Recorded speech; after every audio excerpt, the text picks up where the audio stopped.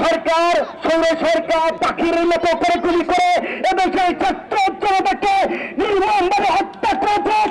ঠিক একইভাবে আপনিকে আজ সকালে আমাদের 22 তারিখে নির্মমভাবে সেই গুলির মতো চার নিক্ষেপ কেন করলেন আমি প্রশ্ন রেখে গেলাম। আমি আপনাকে এখনো ভালোবাসি। ইতিপূর্বে তারা আপনার বিরুদ্ধে একসঙ্গে গিয়েছিল, আমরা তাদেরকে প্রতিহত করেছি, এদেশের জনগণ প্রতিহত করেছে। সামনে যারা আপনার বিরুদ্ধে কথা বলবে আমরা তাদের বিরুদ্ধে কথা বলবো। আমরা ছাত্র সমাজ আপনার সাথে আছি। আমি শেষে একটি কথা বলবো, প্রিয় সরকার এখনো সময় আছে, আমাদের দাবি মেনে নিন। আমরা 12 বছর যাবৎ যুদ্ধ করেছি সরকারের বিরুদ্ধে, কিন্তু আমাদেরকে এই পর্যন্ত আমাদেরকে সরকার 35 দেয় নাই। আমাদের 34 দরকার নেই, আমাদের দাবি হচ্ছে একমাত্র 35। আমাদের দাবিকে 35।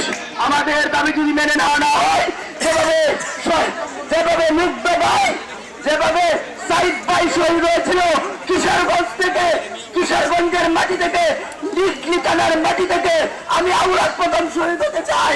এবং আপনারা সর্বপ্রথম আমার ফ্যামিলিকে আপনার হাতে রাখবেন। আমাদের চাকরি যদি আমরা চাকরি চাই না আপনার কাছে, আমরা কোনো আপনার কাছে রাজত্ব চাই নাই, আমরা চেয়েছি শুধুমাত্র আমাদের বয়স সীমা 35 করে দেওয়া। এটা তেমন কোনো বড় ধরনের দাবি না আপনার কাছে।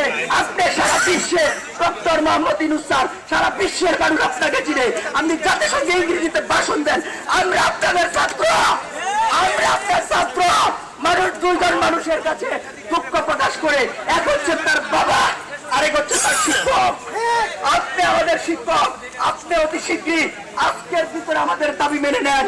যদি আমাদের দাবি মেনে না নেন, আমাদের দাবি যদি মেনে না নেন, এখানে সবার সামনে আমি বলতেছি, প্রথম যদি আপনাদের প্রশাসনের কেউ গুলি ছাড়ে, আমি আওলাদকে গুলি ছাড়ে আমার